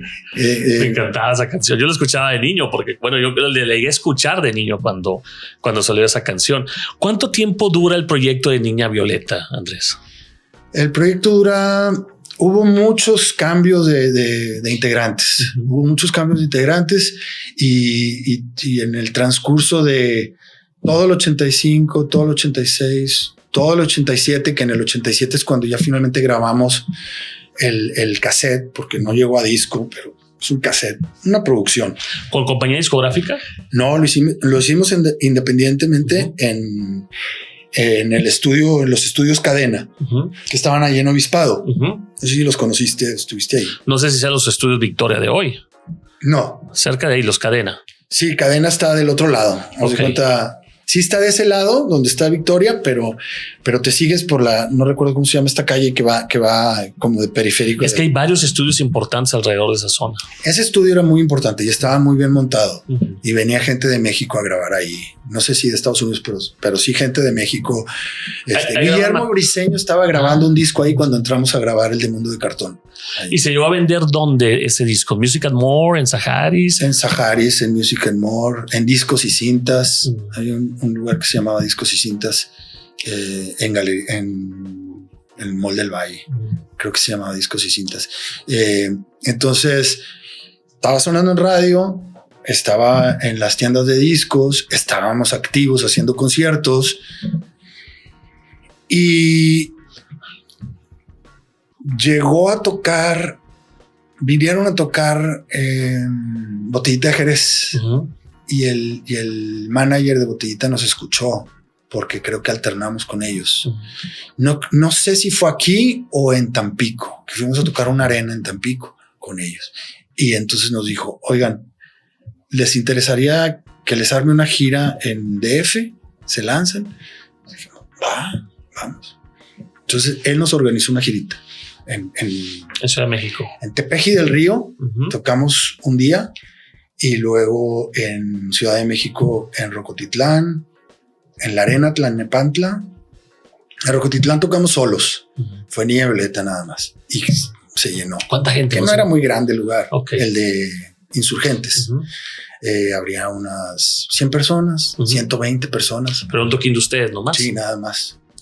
Pero estuvo padre porque se había generado algo de nos estaban tocando en radio ahí en DF. Hicimos una entrevista y gente hablaba por teléfono. Nos gusta mucho su música. O sea, sí llegaba, cuando la gente te está aceptando, le está gustando lo que hace. Entonces fue público que quería ver a la banda Fragón ese día. ¿Por qué crees tú que hasta algunos artistas como Jumbo los mencionan en alguna canción a ustedes? ¿O por qué crees tú que tanta nostalgia? ¿O por qué crees tú que hay tanta afinidad con lo que causó Niña Violeta? ¿Qué crees que se deba ese cariño que se le tiene tan fuerte a la banda local y en algunos lugares a nivel nacional? ¿Por qué hay tanta... Se dice Niña Violeta y nos transporta a una época genial para nosotros? ¿Por qué crees tú que se logró eso? Porque seguramente tú estabas viviendo una historia genial en tu vida. Y nosotros, o la música de Niña Violeta estaba ahí sonando. Entonces lo empatas. No es que la banda estuviera creando algo que, ¿de dónde salieron estos cuates? No, yo siento que no. No quiero darle demasiada importancia al tema. Y lo platiqué con alguien que es muy querido, que es un par de amigos que fueron a verme tocar de las últimas veces que estuve aquí antes de viajar. Y él me decía, es que ustedes eran el soundtrack de lo que nos estaba sucediendo a nosotros. Y digo, y es que lo curioso fue que todos, o sea, en las diferentes, estábamos en prepa. Es que era el circuito de preparatoria. Sí, preparatoria, entrando a la carrera, en esa secundaria, pues venían chavos más chicos a vernos, ¿no? Chavos y chavas de nosotros tendríamos 17, 18 años y venían chavitos de 15, 14 a vernos tocar, ¿no? Dependiendo del venue, del lugar en donde tocáramos, pero por lo general tocábamos en muchos lugares donde la gente de cualquier edad podía ir. Entonces, esa nostalgia o eso de lo que tú hablas es por eso, porque se estaba viviendo algo en grupo, colectivamente, ¿no? Como sociedad también. Como sociedad. Sí. Y siento que eso es lo que nos tocaba, ¿no? Y nos pega. Es lo que nos tocaba. Sí. Es lo que nos tocaba vivir aquí a nivel local. Entonces eso te da como cierto sentido de pertenencia. Y yo siento que eso fue. Y las bandas que surgieron después, que fue inmediatamente después, por ejemplo, como Faces o como La Corte o como Boicot, todas esas bandas también estaban aportando canciones originales o bueno, canciones de su inspiración, ¿no? Tú seguiste después de su inspiración. Entonces, y que empezaron a sonar en radio igual y empezaron a hacer sus conciertos en las prepas y en las universidades. Pues nosotros tocamos en muchas prepas y en algunas universidades también. Entonces, yo creo que ese fue la sinergia que se empezó a crear con las otras bandas y se hizo un movimiento. Se hizo un movimiento. Sí. Yo siempre he dicho que ese fue el primer movimiento de lo que se le considera hoy, que el mote no lo ponen aquí, lo ponen en Ciudad de México de avanzada regia. Yo siempre he considerado que desde Raxé, Epitaph, todo lo que mencionas antes y luego desembocar con Boicot, Niña Violeta, Faces, fue un epicentro importante y la ciudad ha vivido varios epicentros de ese estilo. O sea, ha tenido varios momentos generacionales en donde la música de Monterrey como que marca una pauta a nivel nacional, incluso ya a nivel mundial. En algunos casos lo estoy viendo hoy con The Warning, por ejemplo, ¿no? Ahora, tú terminas el proyecto de Niña Violeta. ¿Por qué se termina? ¿Porque era momento de terminarlo? ¿Ya no querías continuar por ahí? Viene después otro proyecto, Invencibles Insurgentes, que creo que también lanzaste este proyecto después. Sí. Y luego empiezas a hacer música para cine, música para muchos proyectos. No has dejado de tocar, pues. No he dejado de tocar. Lo de Niña Violeta fue un momento muy especial y se lograron cosas a nivel personal y a nivel grupal. Y a nivel comunidad, porque hubo esa interacción, siempre hubo esa interacción con la gente y eso siempre es lo que le da vida a un proyecto musical, ¿no? La gente. Entonces, pero para nosotros creo que hubo cambios importantes, fuertes, ¿no? Y en mi caso, pues yo sí estaba cambiando. Yo sí estaba cambiando y estaba como experimentando con muchas cosas. A nivel personal estaba rompiendo con paradigmas, estaba como rompiendo con estructuras o esquemas que me habían de alguna manera confinado. Sí, yo me sentía así, que me sentía confinado. Entonces buscabas más libertad. Buscaba más libertad en todos sentidos. Que también eso tenía un costo, ¿no? Claro. Y entonces el costo de la libertad a veces es romper y rompes con la familia y rompes con amigos y rompes con bandas y rompes con novia o rompes, ¿entiendes? Entonces, ¿tú tomaste la decisión de terminar el proyecto o entre todos? Yo creo que fue una serie de situaciones que nos fueron llevando ahí. Pero cuando estuvimos en la Ciudad de México, fuimos a hacer una audición a, ¿cómo se llamaba esta disquera?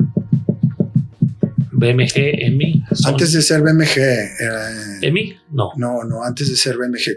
Creo que luego se convierte en BMG, pero Ariola, ¿no? Ahorita me acuerdo, pero tenían en División del Norte, creo que tenían ahí sus estudios y todo. Y fuimos a uno de los estudios y tocábamos enfrente de ellos.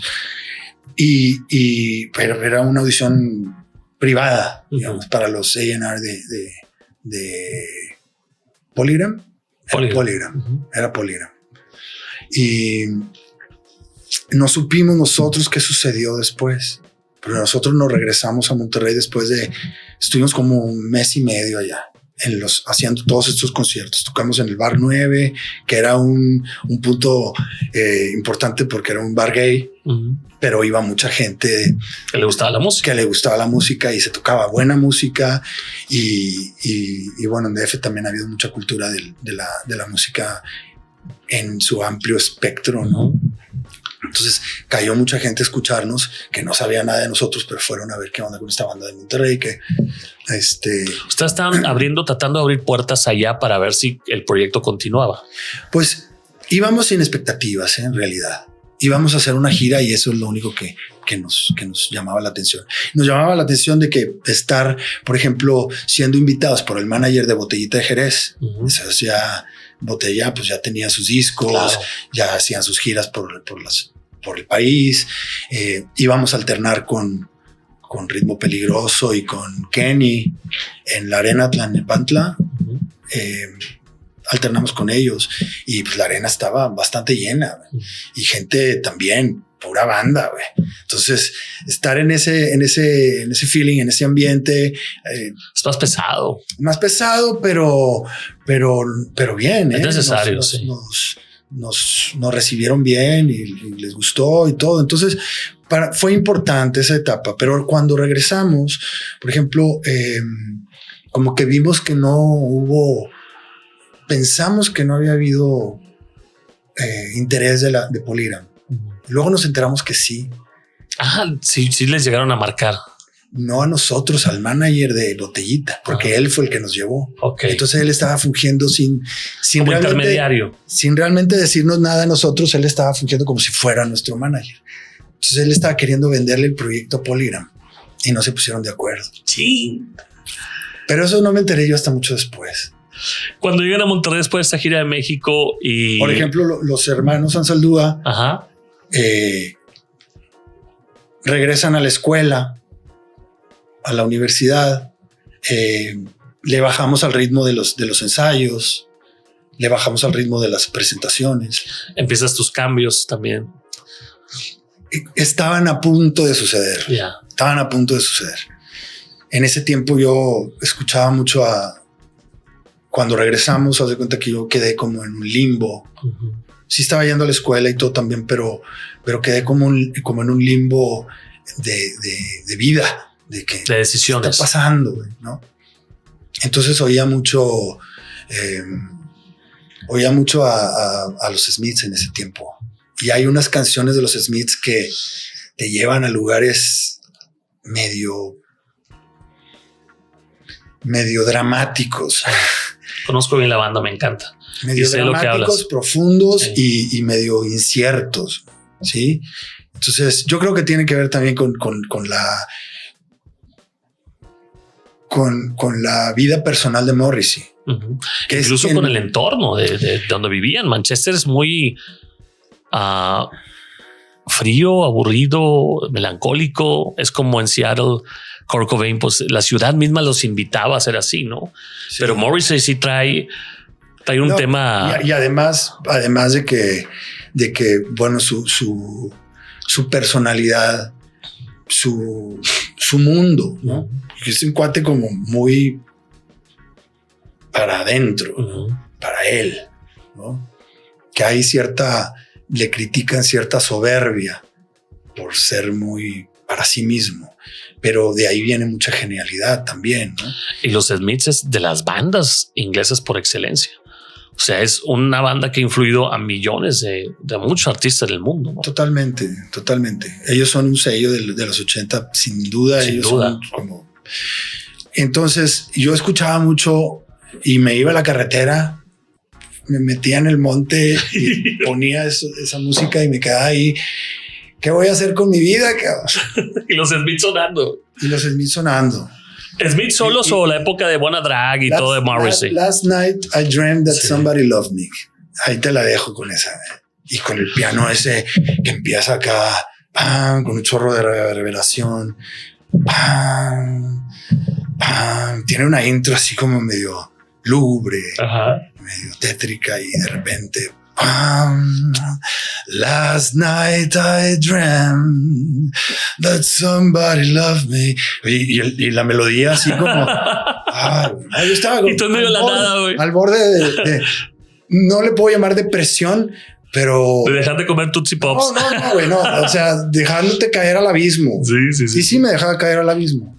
Y ese fue parte del proceso de rompimiento, porque ese abismo me estaba llamando, ¿no? Okay. Y yo necesitaba vivir Bueno, ya estoy hablando de algo muy personal, ¿no? Ahora, ese momento que te lleva a vivir algo diferente o distinto en tu vida, ¿cómo surge en la música en esa etapa de tu carrera? Porque venías de Niña Violeta, un concepto muy fresa, muy pop, muy divertido, y de groupies y de prepas, y de pronto entras en esta introspección acompañado de los Smiths. ¿Qué estabas tratando de decirle después en la música al mundo? ¿O qué buscabas decirle? En ese momento yo no estaba produciendo nada. Estabas en ti. Sí, yo no estaba, o sea, si yo me pongo los zapatos de mi papá, lo compadezco muy cabrón. Y una preocupación enorme. Yo creo que sí, porque no parecía ir a ninguna parte. ¿No crees que el éxito tan chavito, el glam, lo que es la popularidad que tenías tan fuerte, pues eras el guitarrista, eras las groupies, de pronto llegar a Monterrey en el cambio de edad, el cambio de paradigma, como que provocó un poco ese vacío en ti? No, porque te voy a decir por qué no. Yo no estaba apegado al éxito de Niña Violeta. Ya. Para mí no era algo que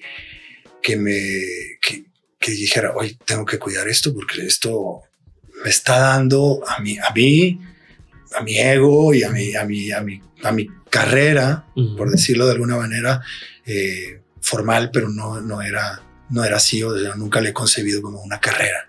O sea, a ninguna parte va la carrera, ¿no? Sino que yo no estaba apegado a eso, y lo que sí sentía era que para que yo pudiera dar un paso más allá, tenía que romper con muchas cosas. No fue una cuestión personal con mis compañeros. Yo no quería causarles ninguna situación de conflicto de ¿por qué no podemos seguir con la banda? ¿Por qué no? Era un tema tuyo. Era un tema mío, 100%. Sí. ¿Cómo sales de eso al final del día y cómo al salir de ese momento, que te agradecemos que compartas, porque sé que mucha gente hemos pasado por esos desiertos en la vida, que a veces no entendemos por qué, pero tenemos que entrar, y a veces duran un tiempo y a veces duran menos, y cada quien tiene un desierto diferente. Lo que sí es impresionante es que la música nos acompaña. O sea, yo he entrado en desiertos con canciones como música de The Cure, por ejemplo, y la música te acompaña y te da una razón o te puede atrapar más dentro del desierto, ¿no? ¿Cómo sales de ahí y luego qué viene en tu vida musicalmente hablando? ¿Cómo te rescatas o quién te rescata de ese momento? Sí, eso es bien interesante, porque eso duró un ratito. O sea, sí duró ¿meses o años? Duró por lo menos, es que meses pueden ser años. Sí, un día puede ser un año en esa situación. Meses pueden ser años. Sí, o siglos. Y a mí me pasaron cosas fuertes en ese año, en el 88, que fue cuando realmente ahí llegamos a hacer varios conciertos en el 88 con Niña Violeta, pero ya se había fracturado. Ya estaba ese es como que sigues viendo la imagen y te siguen viendo a ti, pero ya no hay contacto. Sí, ya no hay contacto. Entonces,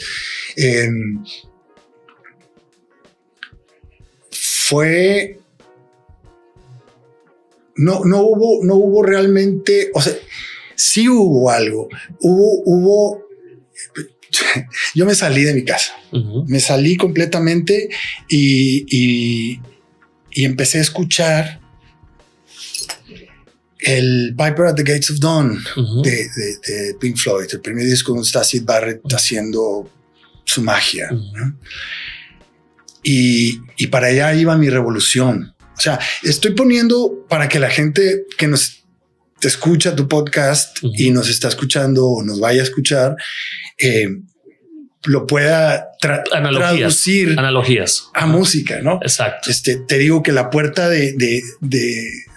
la invitación me la hizo Morrissey con esa canción. Y Syd Barrett te agarró de la mano. Y Syd Barrett de alguna manera me empezó a rescatar. Ah, fue al revés.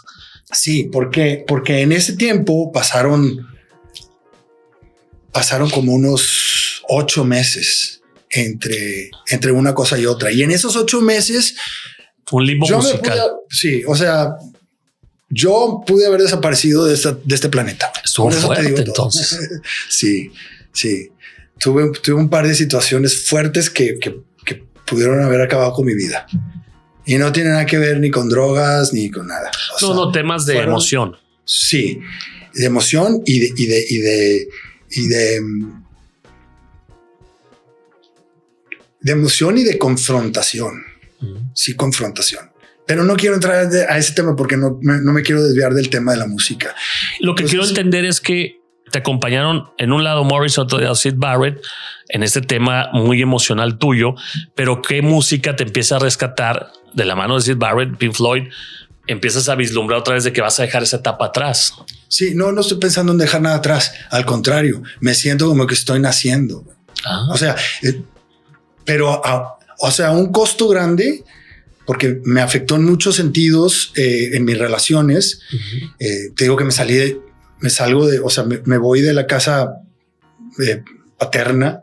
Sí, porque tú sentías este tipo de confinamiento, ¿no? Tú querías libertades, vaya. Sí, eso. Que a veces las libertades nosotros no las expresamos bien, no sabemos qué es. Es que no es un confinamiento físico. Sí, te entiendo. Sí. Paredes en la mente, en el corazón. Sí. Son cosas que tienen que ver con la educación, con la religión, con las expectativas. Sí. Entonces, y además, como hermano mayor, ¿no? O sea, como el mayor. Entonces mi papá, cuando yo le dije a mi papá que yo quería hacer música y tal, él dice, está loco. Todos responden así. Está loco. Se le va a pasar. Dale. Yo te apoyo, güey, dale. Pero en el fondo, lo que realmente hay es, ¿cuándo se le va a pasar? Un acto de rebeldía. Oye, volviendo un poco al tema de Niña Violeta, ¿te llegó a ir a ver tu papá y tu mamá tocar? Sí. Y sí cantaban y bailaban ahí contigo. No, sí me iban a escuchar, pero siempre como con un grado de asombro. O sea, de no entender muy bien. O sea, yo creo que ellos sí aprecian lo que hago. Sí aprecian, digamos, el trabajo artístico. Lo que pueda haber de artístico, sí lo valoran, pero no pueden quitar. Siento que a lo mejor ya, no siento que de algunos años para acá sí sería injusto decir que no.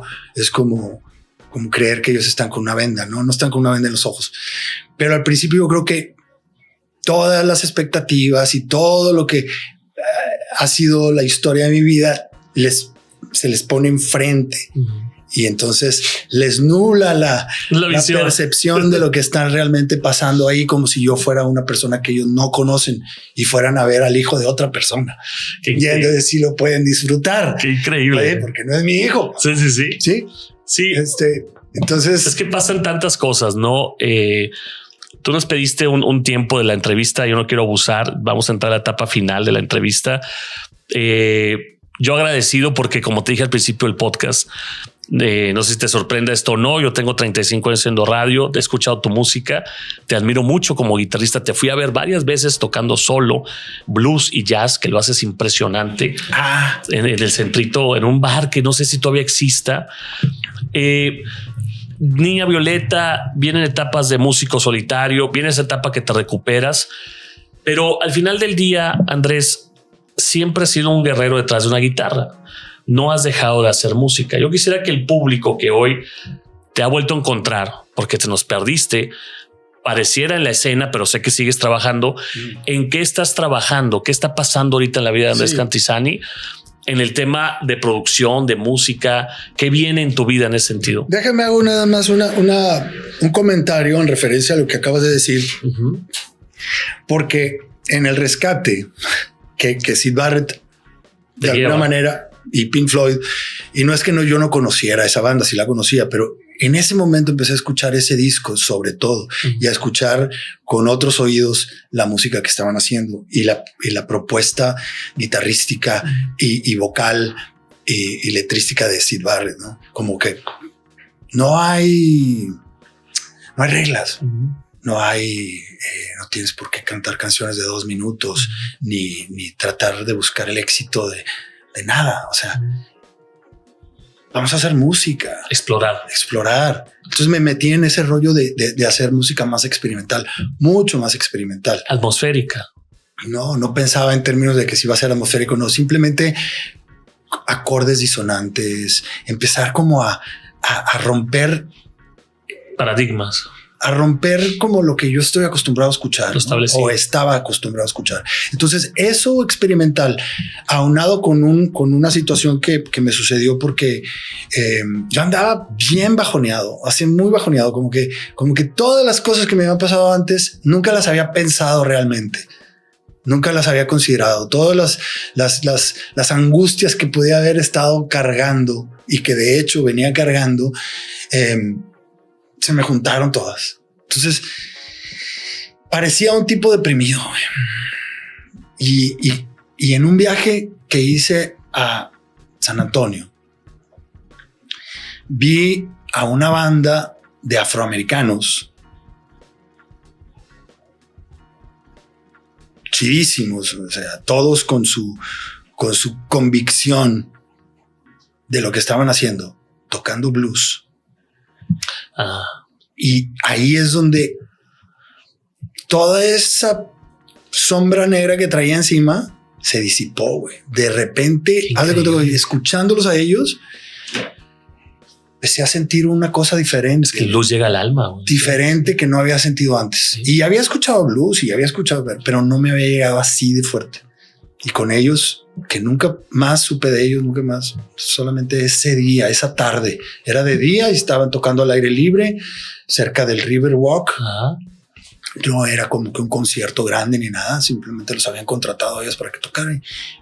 Tocando bien bonito, nada virtuoso, nada más el puro feeling del blues. ¿Ese momento te liberó? Ese momento me liberó porque de alguna manera entendí que ya me tocaba, o sea, ya me tocaba dar la vuelta. Sí. Entonces empecé a escuchar mucho blues, empecé a entender el blues, o sea, entender de dónde venía, empecé a indagar también.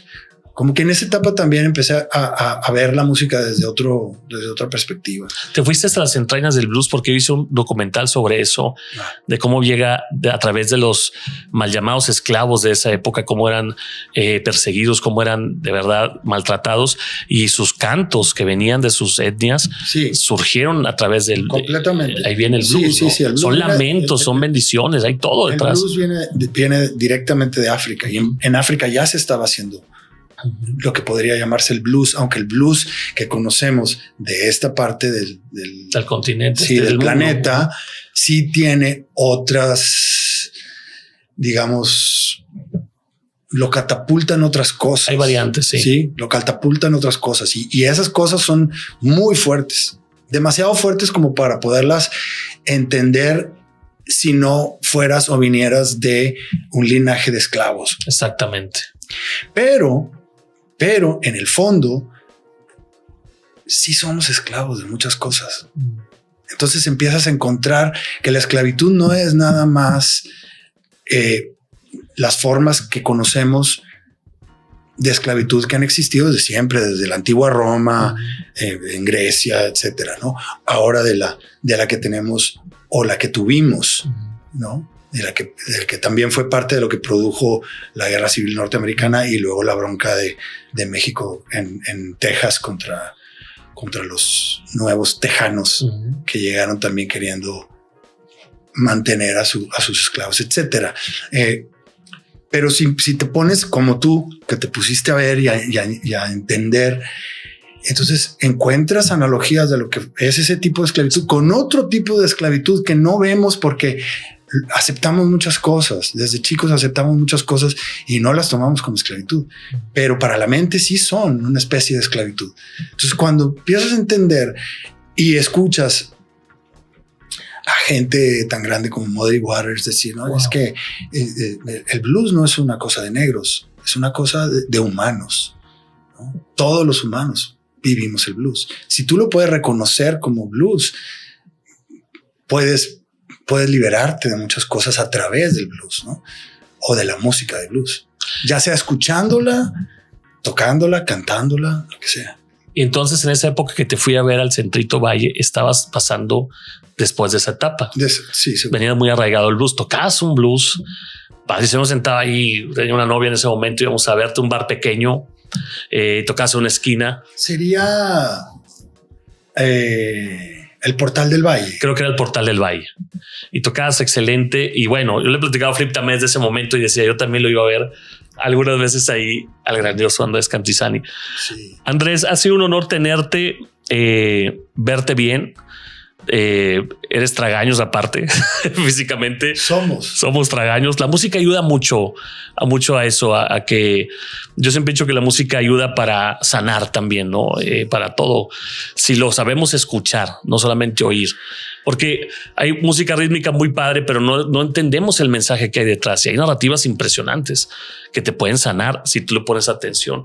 Sí, completamente. No, la función de la música, creo yo que viendo en retrospectiva y viendo las primeras civilizaciones, la música siempre fue importantísima en las diferentes culturas para sanar. Es parte de, ¿no? Se utiliza para muchas cosas. Ahora para hacer mucho dinero, explotando otras cosas que a través de los sonidos quieren, pues, tú lo sabes y no quiero ni siquiera entrar a ese tema, pero la música, porque además no es nuestro rubro, ¿no? Y no es nuestra música. Esa no es nuestra música. Nuestra música, ¿no? Tampoco, ¿no? Y no es como que estoy pensando, ay, voy a hacer esta canción porque voy a sanar a mucha gente. No, tampoco, ¿no? Pero lo que sí es que cada vez, o con el paso del tiempo, te sensibilizas más y ves cómo la música tiene efecto en el ser humano y en los animales. Y dicen que las plantas también.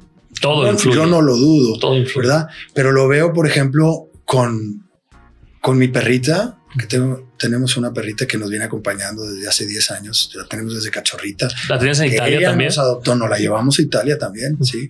Y anda con nosotros para todas partes. Y entonces ella, si me oye que estoy con la guitarra, de donde esté, se viene y se acuesta enfrente de mí. Y suspira, respira profundo y se relaja. Y yo estoy tocando cualquier cosa y ella se queda ahí. Entonces yo sé que ella, la música la lleva a otro estado que le gusta mucho, ¿no? Entonces, bueno, nada más no quiero dejar de lado el hecho de que el rescate que siempre tuvo que ver con la música, que siempre ha tenido que ver con la música, y que si yo no hiciera música, yo me vengo abajo, yo creo. No podría, no le encontraría sentido a la vida. No digo que no pudiera vivir sin la música, te impones, pero sería con un costo, que sería como a mi pesar, a mi pesar, si tuviera que dejarlo, ¿no? O no pudiera físicamente hacerlo, ¿no? Pero aunado a eso, como que en la vuelta perdí mucha gente, pero empecé a ganar a otra gente. Y toda esa gente que gané en el viaje de regreso supo de mí antes, supo de mí durante y supo de mí después de las transformaciones, de la transición.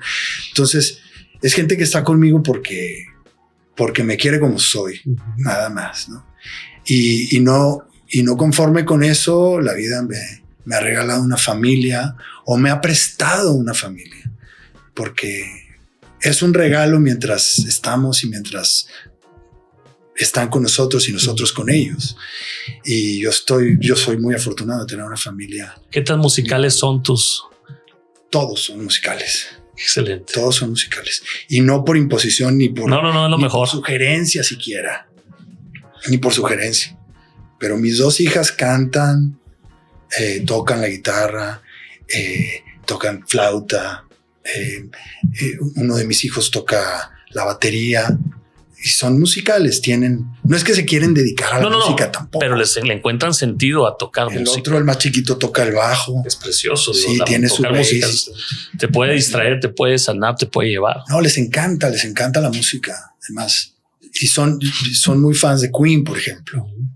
los tres más chicos son súper fans de Queen y no les gusta cuando digo que yo los vi en vivo y siempre nada más para molestarlos un poquito. Digo, recuerdo cuando en el concierto. Yo sí fui a verlos. Ay, ya, papá, ya. Oye, Andrés, ha sido una plática extraordinaria. Nos volvemos a encontrar pronto. Por último, te quiero preguntar, ya te estableces en Monterrey, estuviste en Italia, estuviste en otras partes del mundo, sigues haciendo música. Vi que estuviste en el tema de Amores Perros. Has hecho muchas cosas en tu carrera. Ya que te estableces acá, ¿habrá sorpresas con Andrés Cantizani aquí otra vez locales o estás trabajando en proyectos locales o con algunas bandas o qué sigue en tu carrera?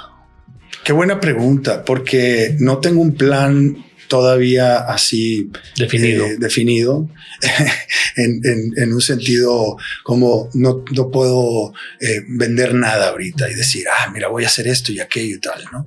Lo que sí es que no paro de estar componiendo, de estar en la medida de lo posible, cuando llega el momento, entrar al estudio y producir. Lo que sí puedo decir es que si quien quiera escuchar cosas que he venido haciendo desde tiempo atrás a la fecha, lo más reciente lo produjimos el año pasado y el año antepasado también.